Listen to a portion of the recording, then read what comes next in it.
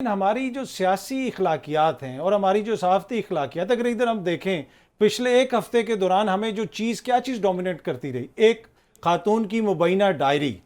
جب ہماری صحافت یہاں پہ آ کے ختم ہو جائے گی تو پھر کیا اس میں تھوڑا بہت پھر ہمارا بھی تو اپنا قصور ہے نا؟ وہ تو ہے، لیکن یہ ہے کہ اتھر پھر کسی ایک قوم تنقید کا نشانہ بنا جب نہ سکے تو پھر ایک پورے اوور آل جو ایک حالات و واقعات ہوتے ہیں اس کا کوئی تبصرہ نہیں کیا جا سکتا، کسی ایک کو ذمہ داری نہیں ٹھہرائی دی جا سکتی. جہاں پر آج اسلام آباد سے بیٹھ کے آپ میں اور ماریا بھی کام کرتے ہیں، ہم یہ جانتے ہیں کہ ہمارے بہت سارے کولیگز ہیں جو بڑے دباؤ کے باوجود اپنے فرائض انجام دیتے ہیں، اور وہ ہر دور کے اندر جو ہے وہ تنقید کا سامنا کرتے ہیں. پی ٹی آئی کے دور میں یہ اس لیے ان پہ الزام رہتا تھا کہ انہوں نے بہت موبلائز کیا سوشل میڈیا کی حد تک لوگوں کو، اور اس پہ پھر وہ جو ایک بدتمیزی کا ایلیمنٹ اور ایک منظم انداز سے کسی کے خلاف کیمپین کا معاملہ تھا. لیکن آپ کو شاید یہ بات دلچسپ لگے کہ اب، یا شاید نہ لگے، کہ آج کل مسلم لیگ نون کے کارکنان اتنے ہی زیادہ ایکٹیو ہیں سوشل میڈیا کے انٹالرنس اوپر. ہے کراس دی بورڈ، ایگزیکٹلی، تو وہ سیکھا گیا. جو اس وقت چیز ہوئی اس کو روکا نہیں گیا، اب وہ اس کو جسٹیفائی کرتے ہیں کہ پہلے تو پی ٹی آئی کے کارکنان آپ کو اتنی زیادہ آپ لوگوں کے خلاف کیمپین چلاتے تھے، ہمارے خلاف کوئی اچھا، کیوں اس میں ایک بات پتہ کر ہے رہا کہ ہے. چھوٹا سا جو گلہ اکثر لوگ کرتے ہیں کہ ایک ایسی خاتون اول جو چیئرمین تحریک انصاف کی خاتون جن کا سیاست سے کوئی تعلق نہیں، جس طریقے سے مسلسل ان کے حوالے سے ایک نیریٹو بنایا جاتا ہے، کیا وہ مناسب ہے؟ کہ اس لیے کہ ان کی حکومت کی تو اور اتنی ناکامیاں کہ اس کے اوپر آپ بہت سارے کیونکہ نیریٹو اتھر بنا یہی سکتے ہیں. ہوتا رہا ہمیشہ، خواتین کے چہروں کا مذاق اڑایا جاتا ہے. آپ ہینا بٹ کے بارے میں بات کر رہے ہیں، جس قسم کے ان کو جملے کسے جا رہے تھے، اور ان کا نوجوان بیٹا ان کے ساتھ موجود تھا. مجھے بڑا دکھ ہوا، میں خود ایک خاتون ہوں، اور اگر میں اپنی فیملی کے ساتھ کہیں جا رہی ہوں اس قسم کی بات ہو، بڑا مشکل ہوگا ان کے سینٹیمنٹ، ان کے ٹراما جو اس سے ٹریگر ہوتا ہے بچوں کا خاص طور پہ.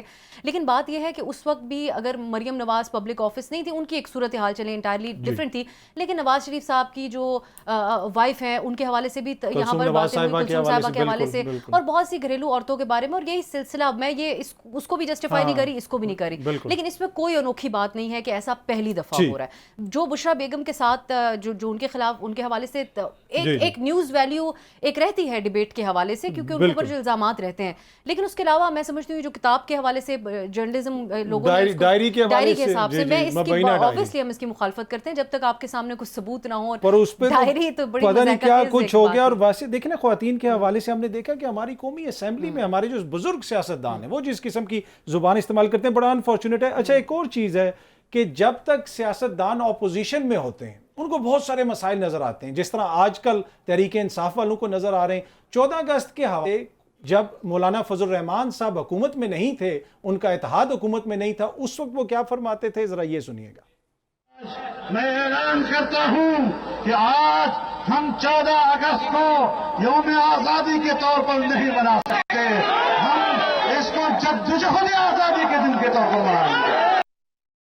ماریا، میں آپ سے پوچھنا چاہوں گا، آپ نے مولانا صاحب کی بات سنی. اس وقت آبویسلی پاکستان کے اندر ہم جشن آزادی منا رہے ہیں، اور پاکستان ایک سیاسی جدوجہد کے نتیجے میں بنا تھا. کیا اس وقت پاکستان کے اندر سیاسی ایکٹیویٹی کی اس طرح اجازت ہے؟ اس لیے کہ کہیں نہ کہیں ہمیں یہ لگتا ہے، الزامات لگتے ہیں کہ مبینہ طور پہ ایک جماعت کو سیاسی ایکٹیویٹی کی اجازت نہیں ہے، ایون کہ جھنڈا تک اٹھانے کی اجازت نہیں ہے. تو کیا اتنی سیاسی ایکٹیویٹی ہو رہی ہے پاکستان میں جتنی ہونی چاہیے؟ اچھا اثر، اس پہ ایک اور بیان بھی ہے نواز شریف صاحب کا بھی. کل ایکچولی وہ میموریز کے اندر آتا ہے نا آپ کی سوشل میڈیا کے اوپر، تو اس میں آیا کہ جس پہ نواز شریف صاحب اس وقت بات کر رہے تھے کہ کیا ہم خوش ہیں اس یوم آزادی پہ. یہ تب کی بات ہے جب ان کو نااہل قرار دے کے جو ہے ان سے وزارت عظمیٰ چھین لی گئی تھی. تو مور اور لیس یہ نیریٹو کوئی اتنا تبدیل رہا نہیں جو اب ہم آج سن رہے ہیں نا کہ دیکھیں یہ تو اب ملک کی اور ایک لیڈر کے بیچ میں فرق نہیں کر پا رہے. اب وہ بھی ماضی میں معاملہ رہا ہے، نہیں ہونا چاہیے. اس سے پہلے جو آپ نے خواتین والی بات کی، کوئکلی اس پہ کامنٹ میں کروں گی. یہ جو جب تک کہ ہم اپنے دماغ سے، اپنی سوسائٹی کے رگ رگ سے یہ کانسیپٹ نہیں نکالیں گے نا کہ کسی بھی آدمی یا خاندان کا جو آنر ہے وہ ان کی خواتین سے منسلک ہے، تب تک ہم یہ تھرڈ کلاس سیاست بھی ہوتے ہوئے دیکھیں گے، یہ مسوجنس کامنٹس بھی دیکھیں گے، اور اس سے جڑی یہ صحافت بھی ہوتے دیکھتے رہیں گے. جب تک ہم اپنے کور کانسیپٹ ٹھیک نہیں کرتے کہ عورت کا آنر اس کے اپنے وجہ سے ہے، کسی خاندان کا آدمی کا اگر آنر ہے تو وہ اس کی اپنی حرکتوں کی، اس کی اپنی ایگزسٹنس کی وجہ سے ہے، کسی بھی عورت کے ذمہ داری نہیں ہے کسی آدمی کے آنر یا خاندان کے آنر کا تنہا بوجھ اٹھانے کا. سو اس سے یہ جڑا ہوتا ہے کانسیپٹ. اچھا، دوسری بات یہ کہ آپ نے کہا سیاست ہو رہی ہے یا نہیں ہو رہی. میں نے کچھ عرصے پہلے 2008 اور 2013 کی اسمبلی کا ریکارڈ نکالا، بلکہ انفیکٹ سنڈے کے اپنے پروگرام میں اس کا ذکر بھی کیا، اور کیا ہی شاندار لیجسلیشن تھی اس وقت. ہم دیکھیں 18ویں ترمیم تھی، پاس ہوتی ہے، 19ویں ترمیم پاس ہوتی ہے، 20ویں ترمیم پاس ہوتی ہے، N S C award review ہوتا ہے، خیبر پختونخوا کا نام تبدیل کیا جاتا ہے کیونکہ وہاں کے لوگوں کی اس وقت یہ مطالبہ تھا. تو جو ریاست کو مضبوط کرنے کے لیے، کانسٹیٹیوشن کو مضبوط کرنے کے لیے اور پاکستان میں کسی بھی قسم کی آمریت کا رستہ روکنے کے لیے کیا ہی شاندار لیجسلیشن کی تھی، جس کو پیپلز پارٹی نے لیڈ کیا تھا، پی ایم ایل این کو ایلائی بنایا تھا. 10 سال کے بعد وہ 2013 کی اسمبلی کا جو رپورٹ کارڈ میں نے آپ کو بتایا، 2023 کی اسمبلی کا رپورٹ کارڈ کیا ہے؟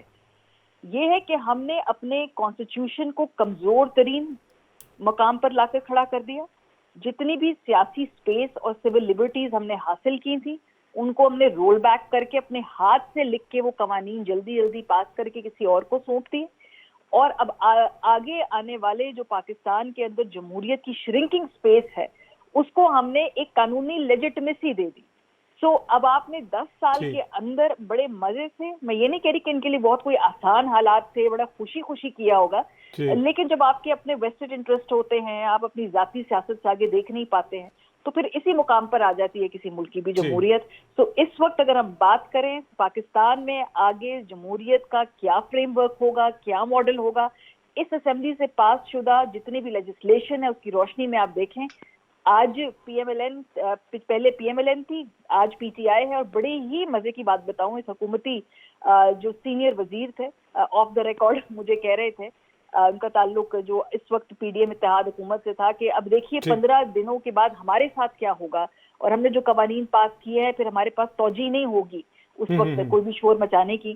تو وہ ان کو معلوم ہے کہ جی انہوں نے کیا کچھ کر دیا ہے and what's coming for them, what's in store for them. ٹھیک اگلے سیگمنٹ میں ہم تفصیل سے اس پہ بات کریں گے. اچھا رضا بھائی، جب یہ پاکستان کا خواب دیکھا گیا تھا اس میں بنیادی چیز کیا تھی؟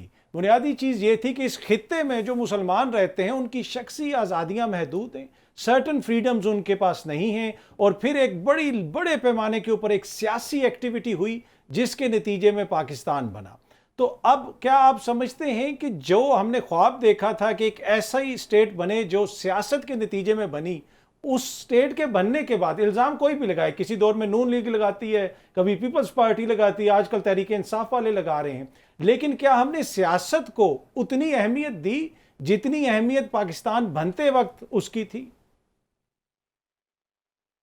دیکھیے اطہر، آپ نے بالکل صحیح کہا کہ پاکستان معرض وجود میں اسی لیے آیا کہ بر صغیر کے مسلمان جو ہیں ان کے سیاسی، ان کے معاشی، ان کے ثقافتی حقوق جو ہیں وہ محفوظ ہوں.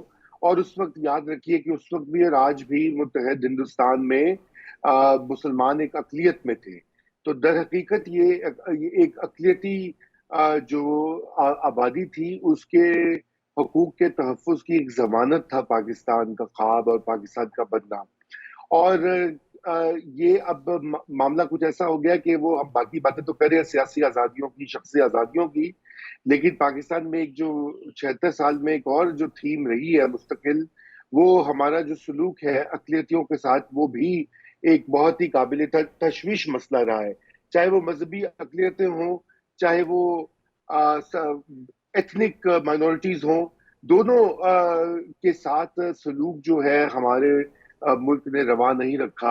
اور وہ یہی کوئی بھی بات ہے کمزور کہ طبقات ہوں، بالکل درست کہہ رہے ہیں جی، اور کوئی بھی، اور اس لیے یہ بھی آج 14 اگست کو ہمیشہ یاد کرنے کی ضرورت ہے جو آپ نے یہ بات کہی کہ پاکستان بنا کیسا، کیوں بنا، اور اس وقت کیا خواب تھا اور کیا ہمارا آدرش تھا، اور آج ہم کہاں پہنچ گئے ہیں.